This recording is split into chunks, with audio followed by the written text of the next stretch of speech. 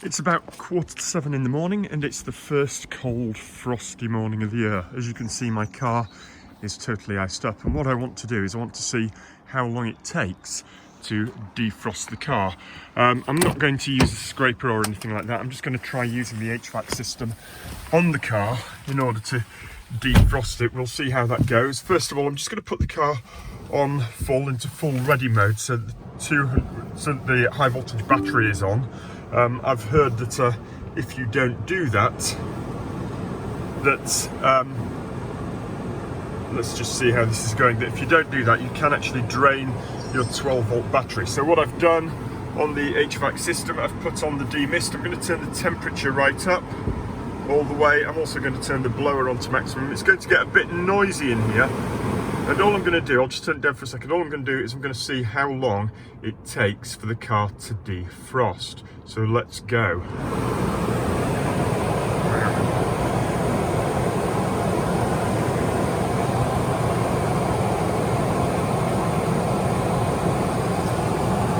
Now, one of the nice things about electric vehicles is that unlike an internal combustion engine, you do pretty much get instant heat, simply because you're not having to wait for the actual engine to get warm. There is a coil somewhere and I can feel lots of warmth coming out from the dash right now from the blowers, so we're getting that instant warmth coming out. Already on the side window we can see it's defrosting a little bit along there, so that's starting to melt. We've got a little bit defrosting here.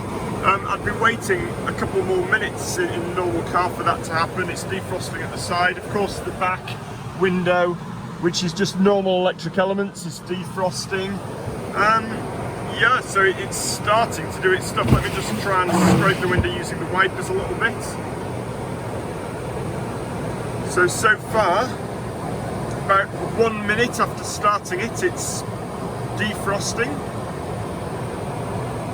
One of the things that I've noticed about the MG ZS EV is that I'm often out very early in the morning. I often get home quite late, and just recently,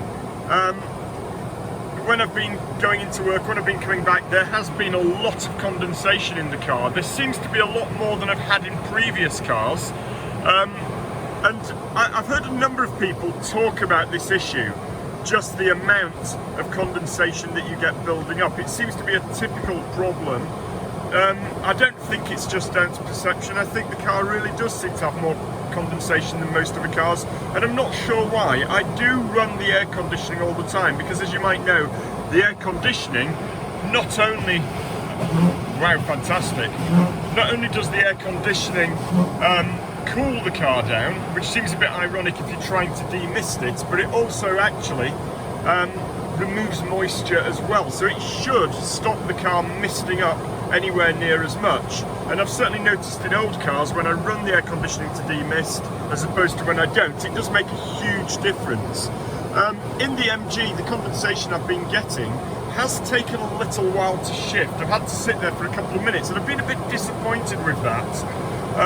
Whether there's a reason, I don't know. I've heard all kinds of people speculating that perhaps there's some kind of film on the windscreen that needs clearing off in order to get rid of the condensation. Whether that's true or not, I don't quite know. I'm sort of almost there really, almost at a stage where I can drive, and I've been heating the car for about 3 minutes. There is still a bit of condensation actually on the inside of the windscreen, but the ice has gone. The side windows are now clear, and of course the back is clear as well.